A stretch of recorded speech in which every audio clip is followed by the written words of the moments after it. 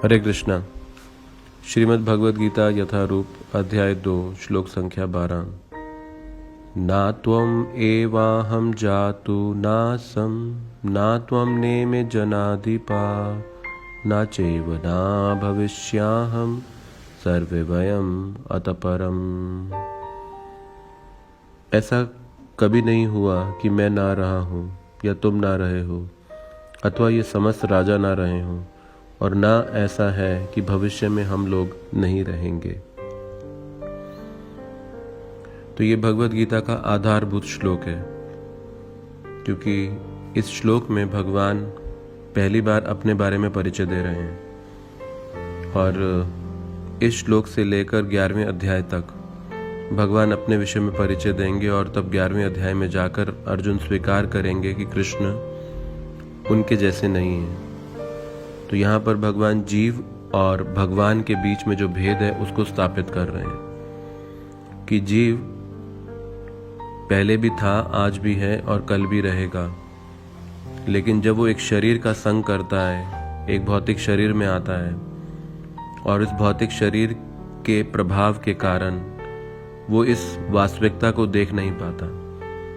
लेकिन भगवान चाहे वो अवतरित होते हैं हमारे बीच में, लेकिन अवतरित होने के बावजूद वो नहीं भूलते, हम भूल जाते हैं। और श्रील प्रभुपाद जी इस बात को समझाते हुए कहते हैं, जैसे इस वर्तमान जीवन में अनेक घटनाएं हम अपने बचपन की या पूर्व समय की भूले नहीं, उन्हें याद रखते हैं, क्योंकि हम एक ही शरीर के अंदर हैं। लेकिन जैसे ही हमारी मृत्यु होती है, हम शरीर बदलते हैं, अब हम दूसरे शरीर में जाते हैं, तो पिछले जन्म की बातें हम भूल जाते हैं। तो भगवान शरीर नहीं बदलते, इसीलिए उनको पास्ट, प्रेजेंट और फ्यूचर तीनों के बारे में ज्ञान रहता है। और वो कह रहे हैं यहाँ पर, ऐसा कभी नहीं हुआ कि मैं ना रहा हूँ, तुम ना रहे हो, अथवा ये समस्त राजा ना रहे हो। इसका अर्थ है कि आत्मा कभी मरती नहीं, वो हमेशा से रहती है। आत्मा का अस्तित्व शाश्वत है, लेकिन शरीर जन्म लेता है और शरीर की मृत्यु होती है। तो हमने अनेक जन्म लिए, अनेक शरीर बदले, लेकिन आत्मा तो वही है, वो बदलती नहीं, क्योंकि वो भगवान का अंश होने के कारण भगवान के जैसे गुणों को धारण करती है। भगवान सच्चिद आनंद के हैं तो आत्मा भी सच्चिद आनंद की है। तो भगवान शाश्वत हैं तो आत्मा भी शाश्वत है, लेकिन भौतिक शरीर में होने के कारण, वो भौतिक शरीर अपने आप को समझने के कारण शरीर का जन्म और मृत्यु होता है, तो आत्मा को लगता है कि उसका जन्म और उसकी मृत्यु है। तो इसलिए यहाँ पर भगवान स्पष्ट कर रहे हैं, जीवात्मा शाश्वत है, उसकी मृत्यु नहीं होती, और जीव कभी भगवान नहीं हो सकता। अगर जीव कभी भगवान हो सकता होता तो फिर हम भूलते क्यों? हम भूल जाते हैं, लेकिन भगवान भूलते नहीं। इसीलिए तो कृष्ण यहाँ कह रहे हैं, ऐसा कभी नहीं हुआ, ऐसा कभी नहीं हुआ। तो भगवान को याद है इस विषय में, लेकिन हमें क्यों नहीं याद? क्योंकि हम इस भौतिक शरीर में समय के प्रभाव के कारण।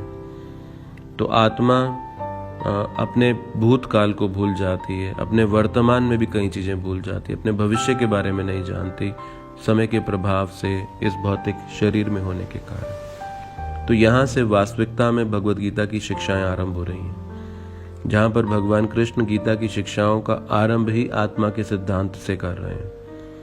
और इस पहले बार भगवान अपने आप को जीव से भिन्न बता रहे हैं कि जीव आत्मा के समान नहीं है। तो इसीलिए हम पूरा जीवन इस शरीर से प्रेम करते हैं, पूरा जीवन हम इस शरीर को चाहते हैं। तो कौन है वास्तव में प्रेम का विषय? शरीर की आत्मा। अगर शरीर प्रेम का विषय होता तो फिर मृत्यु के बाद हम शरीर को दफना या जला या फिर फेंक क्यों देते हैं? उसको संभाल के क्यों नहीं रखते? तो इसका मतलब शरीर प्रेम का विषय नहीं है। तो प्रेम का विषय फिर आत्मा है, और आत्मा मरती नहीं, वो तो सिर्फ शरीर बदलती है। इसीलिए भागवतम में सुखदेव गोस्वामी कहते हैं कि सभी जीवों में सबसे प्रिय आत्मा है। तो एक तरह से सबसे प्रिय आत्मा है, तो इसका मतलब प्रेम का विषय, स्नेह का विषय तो आत्मा है। तो हमारा प्रेम और हमारा स्नेह किसी के प्रति उस आत्मा के प्रति है। लेकिन हम इस बात को जानते नहीं, और हम उससे प्रेम और स्नेह करते हैं जो रहेगा नहीं, यानी कि जो शरीर है।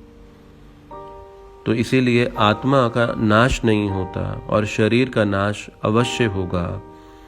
और इस कारण से हम ऐसी अज्ञानता में विलाप करते हैं जब शरीर नहीं रहता। तो इसलिए भगवान इस विलाप के मूल कारण पे प्रहार करना अभी आरंभ कर रहे हैं और करते रहेंगे अगले आने वाले कई श्लोकों तक। इसी सिद्धांत को अनेक दृष्टिकोणों से समझाया जाएगा। तो ये इतना महत्वपूर्ण सिद्धांत है, इसीलिए ये भगवत गीता का आधार है, फाउंडेशन है, क्योंकि ये जानना और इसके अनुसार जीवन जीना हमारे जीवन की पूरी दिशा को बदल सकता है।